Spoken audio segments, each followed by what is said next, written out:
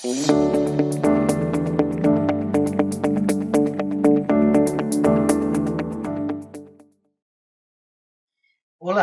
bienvenidos. Qué bueno que podamos encontrarnos nuevamente a través de la capacidad que nos da la tecnología y ciertamente con un propósito muy positivo que es el estar juntos para estudiar la palabra de Dios. Te felicito por esa persistencia, por esa perseverancia, por ese interés y por ese deseo de conocer más y más de nuestro buen Dios a través de su palabra. Y sí, estamos estudiando el Evangelio de Mateo. Estamos en el capítulo 23, desde ya con tu Biblia ahí en mano, donde te encuentres, en tu casa, oficina, donde estés, preparados para, con el corazón abierto, la mente dispuesta, ver lo que la palabra de Dios nos dice y con la disposición de hacer lo que ella nos indica. Oramos, entregamos este tiempo en las manos del Señor para que su Espíritu Santo nos guíe y empezamos. Bendito Dios y Padre Celestial, alabamos tu nombre y te bendecimos. Señor, en esta hora dedicamos estos minutos al estudio de tu palabra. Guíanos, Dios, a través de ella, por tu Espíritu Santo. Y Señor, danos esa sabiduría para poder aplicarla en la forma adecuada. Te lo pedimos y te damos las gracias y la gloria en el nombre de Jesús. Amén. Y amén. Estamos, como decíamos, en este capítulo 23, capítulo 23, versículos 1 al 7, este texto que ya prácticamente hemos estado revisando con ya un par de sesiones. Pretendemos terminarlo hoy, pero una vez más abre tu Biblia en Mateo 23, 1 al 7 para continuar con lo que aquí veníamos estudiando. Leemos y continuamos. Entonces habló Jesús a la gente y a sus discípulos diciendo: En la cátedra de Moisés se sientan los escribas y los fariseos. Así que todo lo que os digan que guardéis, guardadlo y hacedlo. Mas no hagáis conforme a sus obras, porque dicen y no hacen, porque atan cargas pesadas y difíciles de llevar, y las ponen sobre los hombros de los hombres, pero ellos ni con un dedo quieren moverlas.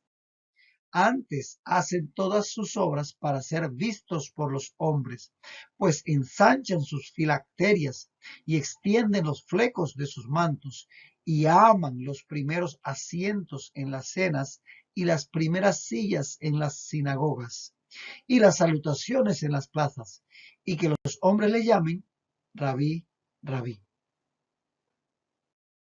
Ya habíamos estado viendo todo este conjunto de críticas y reprensiones que el Señor Jesús hace en contra de estos escribas y fariseos, estos religiosos que estaban supuestamente guiando al pueblo desde el punto de vista religioso, pero que en realidad su comportamiento distaba mucho de lo que debía tener un líder, sobre todo en el ámbito religioso. Ya hemos abarcado todos estos elementos que ya criticamos en su momento y revisamos, pero ahora vemos que en este mismo momento donde Jesús está ahí con sus discípulos y la gente que les acompaña en los pórticos del templo, dentro de este mismo discurso de reprensión contra el comportamiento inadecuado de los escribas y fariseos, entonces les advierte a los discípulos y a quienes les escuchan que no hagan lo mismo. Porque todo esto que vemos aquí en la palabra, lo hemos dicho ya al inicio de esta lección, de este texto, no es para que nos ensañemos a criticar a los fariseos o a los religiosos del día de hoy día, que podamos decir que fulano es y mengano es. No es para criticar a los demás, eso el Señor se encarga de ello, sino para que nosotros veamos en estos malos ejemplos precisamente lo que no debemos hacer. Así que no es asunto de señalar la viga en el ojo o la brusca o la brizna en el ojo ajeno, sino nosotros mismos curarnos en salud, o si hay que sacar una viga de nuestro ojo, hacerlo para que no estemos cometiendo los mismos o peores errores. Por eso Él les dice aquí: no seáis llamados maestros, porque uno es vuestro maestro, el Cristo. Recuerda que Él les acaba de decir que esos escribas y fariseos les encantaba que les dijeran rabí, rabí, precisamente por ostentación. o lo veían como un halago para vanagloriarse, para llenarse de ego. Pero aquí entonces le dice a sus discípulos, a nosotros, a sus hijos, a sus seguidores, que no seamos llamados maestros en el sentido de no buscar de una forma egoísta esos títulos. Eso es lo que aquí va a estar diciéndonos, porque el único a quien corresponde el título de el maestro con mayúscula, en el sentido precisamente de nuestro guiador espiritual, el superior en todo sentido, es el Cristo, el Mesías, Jesucristo mismo, como dicen por ahí en los muchachos, el mero mero.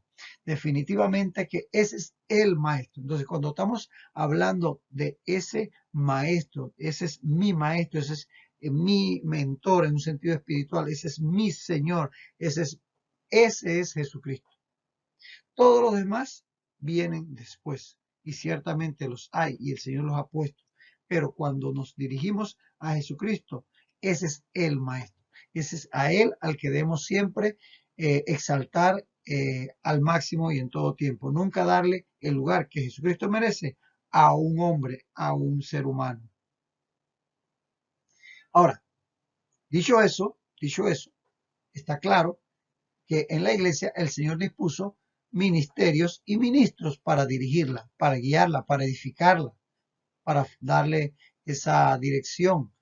Ellos a su vez guiados por el Señor a través del Espíritu Santo. Lo dice claramente Efesios 4:11, que Él mismo constituyó a unos apóstoles, a otros profetas, a otros evangelistas, a otros pastores y maestros. O sea que el mismo Señor ha establecido maestros en la iglesia. Entonces, el que Jesús diga aquí que no seamos llamados maestros, lo está diciendo en ese sentido de que lo hacían estos escribas y fariseos de vanagloriarse en un título. Pero no quiere decir que no haya maestros en la iglesia y obviamente en el mundo secular, los educadores, Dios los bendiga. Pero ciertamente estamos hablando aquí de que una cosa es una cosa y otra cosa es otra cosa en el buen sentido de esta frase trillada. Estamos hablando de que ese título de el maestro es Jesucristo. No hay nadie que se le ponga al lado. Y que nosotros como hijos de Dios, que podemos ser llamados a ministrar en un ministerio como el de la enseñanza o la predicación, etcétera, podemos ser en un momento dado maestros para otros, pero nunca, nunca verlo como una condición de enaltecernos, de exaltarnos, de alimentar nuestro ego, como lo hacían los escribas y fariseos. Esa es la diferencia. Esa es la diferencia. No que se prohíba el título de maestro. Estos oficios son honrosos en el buen sentido de su realización, pero no deben ser motivo de orgullo ni de abuso de poder. Ahí es donde puede estar el problema y es en el error en el que caían estos religiosos, los escribas y fariseos. Abusaban de esos títulos y del poder que les confería delante de la gente. Hay ejemplos en la escritura de cómo los creyentes o los que son parte de la iglesia, a veces lobos disfrazados de ovejas, a veces personas que llegan a la iglesia pero que en realidad no están convertidos, sino que se hacen parte de una eh, eh, dinámica de tipo humana, pueden adueñarse de puestos y abusar de ellos. Hay un ejemplo clásico en la escritura que lo vamos a ver. Es el ejemplo de Diótrefes.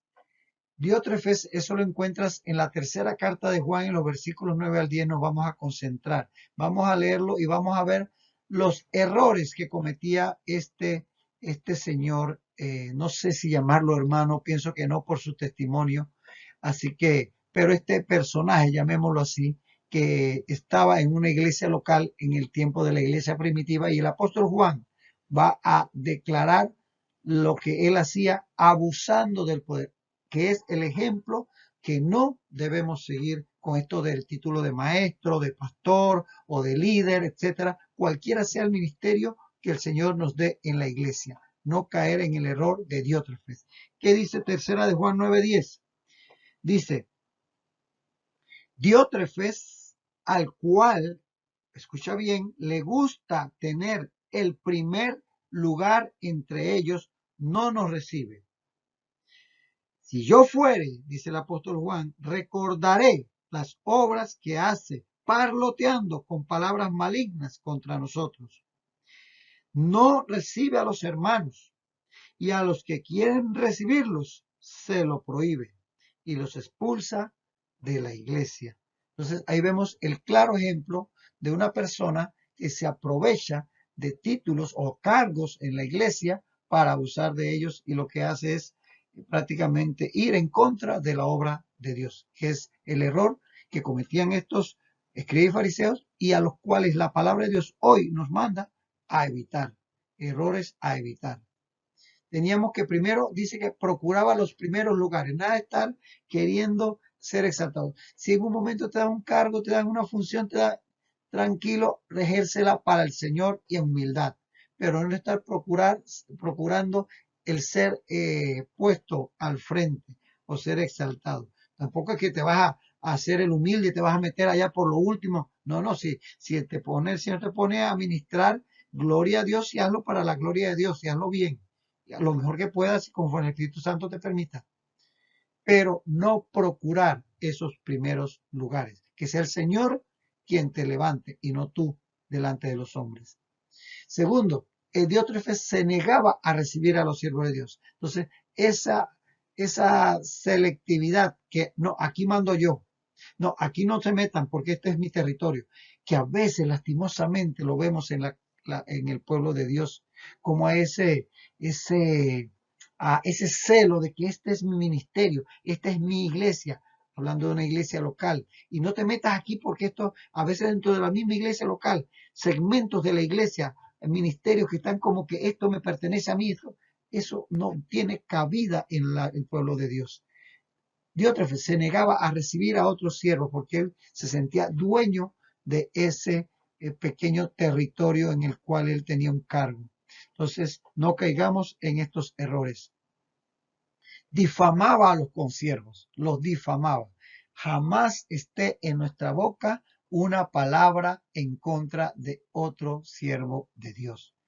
Sabremos de errores que cometen, sabremos de faltas, de cosas equivocadas y hasta malas, pero sabes que Dios está sobre ellos. Si en un momento hay que imponer disciplina, habrá que imponerla, si esté a tu cargo el hacerla, pero que no haya un espíritu de difamar, de estar hablando mal contra otros, y menos si es algo que no es cierto o no ha sido comprobado. Eso lejos de nosotros. Eso lo hace el mundo. Eso lo hacen las personas que no tienen el Espíritu Santo en su vida. Los creyentes no podemos llegar a esos comportamientos como los que tenía Diótrefes. También prohibía a los hermanos que recibieran a otros. Eso de estar coartando la libertad de cada creyente. No, no puedes reunirte con tal. No, no puedes asistir a tal lugar. No, tú tienes que... nosotros no somos el Espíritu Santo para estarle prohibiendo a los hermanos que conversen con fulano, que no comen. Quizás en algún momento podamos identificar algunas malas influencias que pueden estar quizás queriendo atraer a los creyentes, y podamos orientar en un momento dado si está en nuestra responsabilidad, pero no querer ser nosotros los que le digamos a las personas de una forma prohibitiva: no puedes estar aquí, no puedes estar allá, no puedes estar con fulano, no puedes estar con mengano. Diótrefes abusaba de sus cargos para hacer todas estas cosas y expulsaba a algunos creyentes que hacían lo que él les prohibía. Entonces, eso es estar expulsando personas o estarle prohibiendo a personas congregarse. Eso está totalmente fuera de orden. Entonces, aquí tenemos por lo menos 5 errores, que probablemente habrá muchos más que tú puedes agregar, pero estos son los que vemos en la epístola de tercera de Juan que cometía Diótrefes, como ejemplo que ha quedado en la palabra de Dios de lo que no debe hacer un creyente al cual se le confía un cargo. Entonces, cualquiera sea, por mínimo o de la mínima responsabilidad que el Señor te dé en el pueblo de Dios, en la iglesia de Dios, Ejércelo para la gloria de Dios con humildad, sin nada de estarte creyendo el que tiene todo el derecho sobre los demás y tal y cual.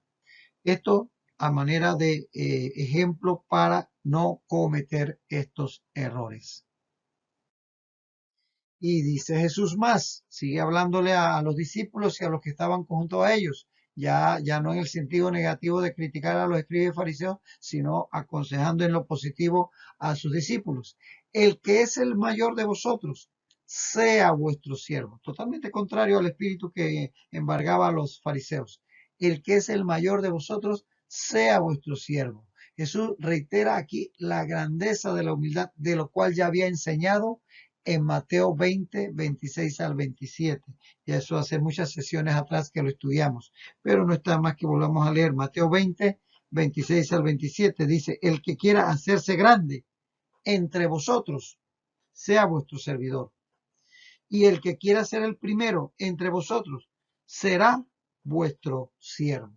Entonces, Jesús siempre resalta el tema de la humildad dentro de sus seguidores. El deber entonces de los discípulos de Jesús, nosotros como discípulos de Jesús, es servirnos por amor los unos a los otros. A eso es lo que nos llama el Señor.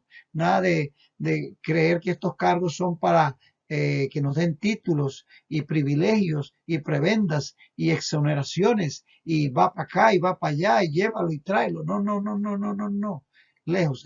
Los cargos que el Señor pone en sus hijos, los ministerios a los cuales Dios nos llama, es a servir y nunca el ser exaltado. En su momento el Señor te exaltará y verás cómo solita la felicitación, el reconocimiento va a venir. Tú no lo tienes que buscar.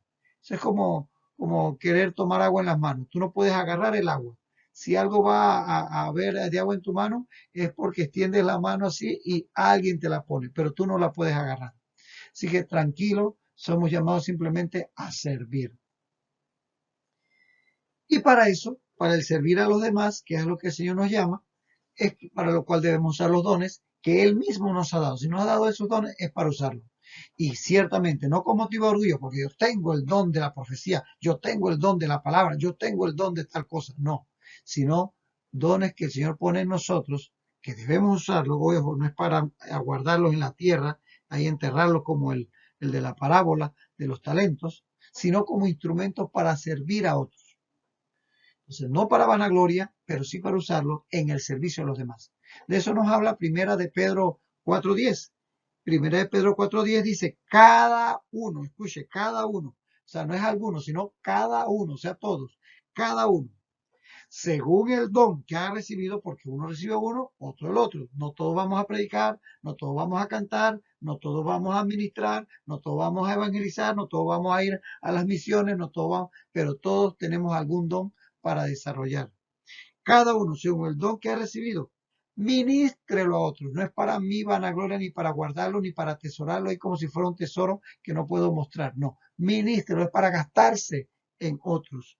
Ministrelo a los otros como buenos administradores de la multiforme gracia de Dios, que a unos dio uno, a otros otros, etcétera, para que todo el cuerpo de Cristo sea edificado. A eso nos llama el Señor.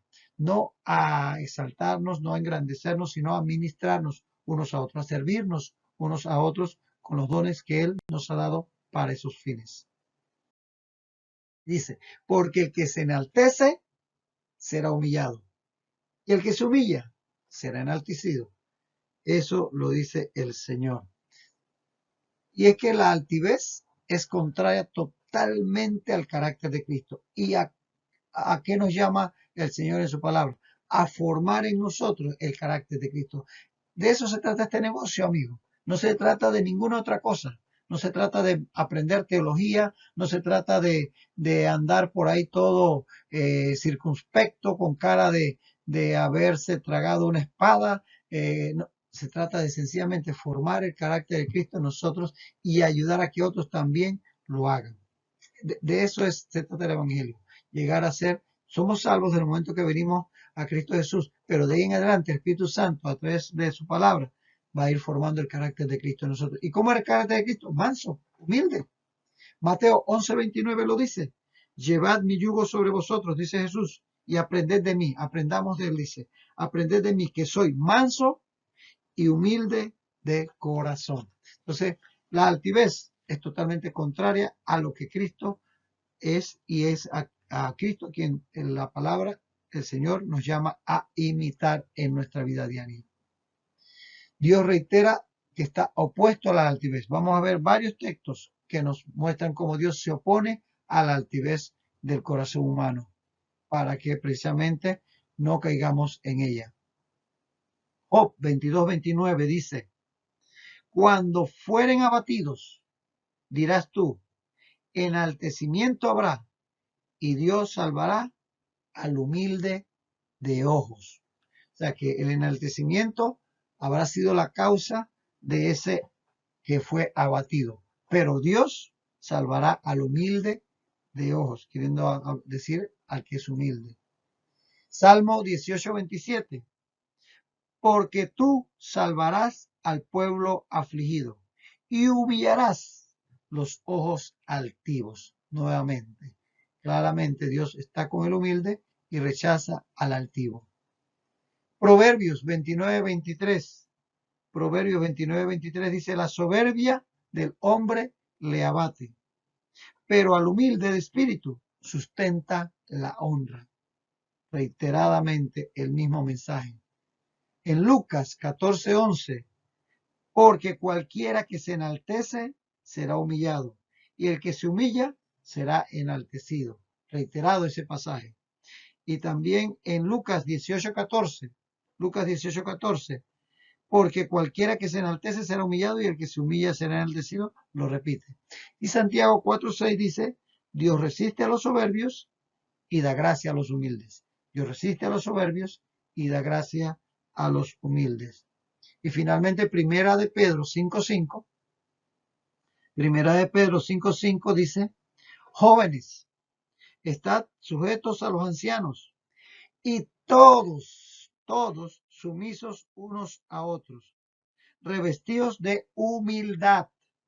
Dios resiste a los soberbios y da gracia a los humildes. ¿Ves cuántas veces se repite esta frase en la Escritura? Por algo se repite tantas veces, porque necesitamos escucharla una y otra vez, porque nuestro corazón facilito se inflama, facilito se levanta, se enorgullece, y debemos siempre recordar que Dios nos llama a la humildad y no a la altivez. Eso está reiteradamente en la Escritura por algo. La altivez, ¿a qué lleva? A la caída, al daño en nuestro propio mal. Proverbios 16:18 dice, Proverbios 16:18, antes del quebrantamiento es la soberbia, y antes de la caída la altivez de espíritu. Así que la soberbia lleva al quebrantamiento, la altivez de espíritu lleva a la caída. Entonces, si quieres vivir una vida libre de estos desastres, pues mantente humilde, nada de altivez. La altivez es la receta perfecta para el desastre. Ejemplos de esto.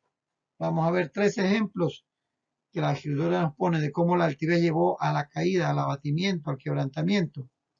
Senaquerib, el rey asirio, que llegó a sitiar Jerusalén en tiempo de rey Ezequías, que llegó a levantarse contra Dios, y veamos cómo le fue.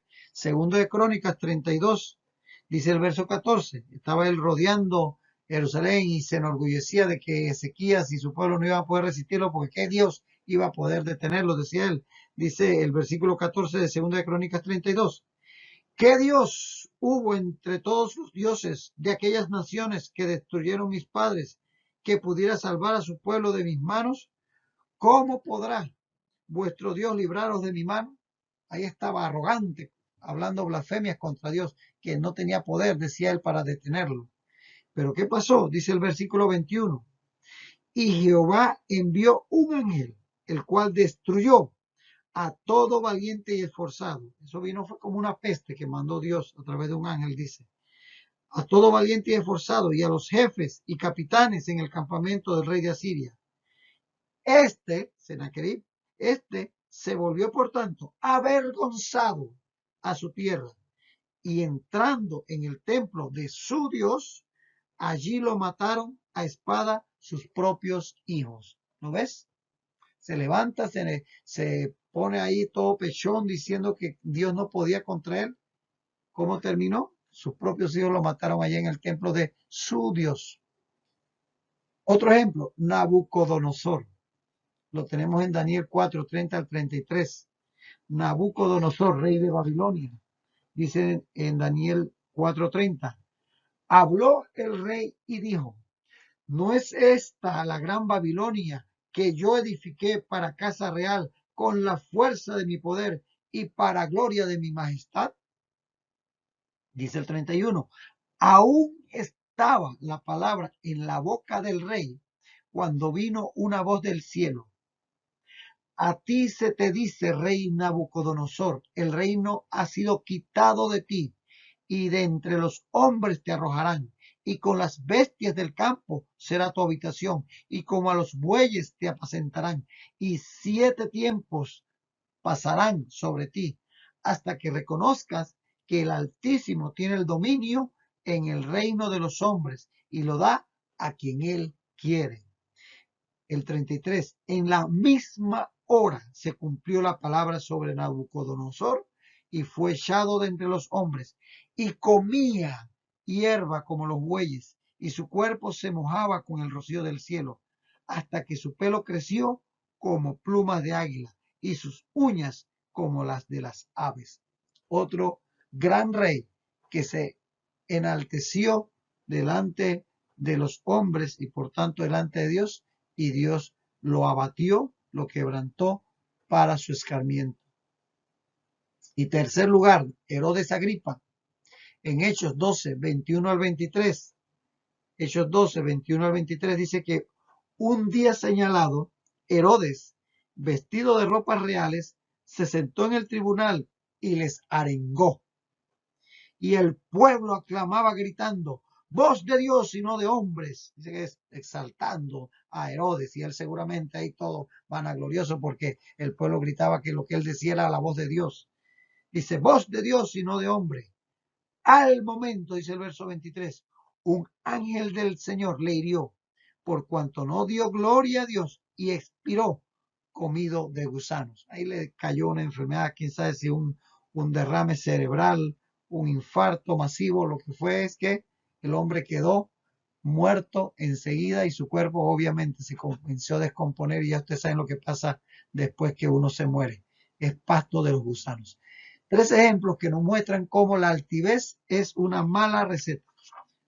Más bien es una receta para el desastre. Así que humildad ante todo es a lo que nos llama la palabra. Y decir que definitivamente la bendición de Dios está sobre el humilde de corazón.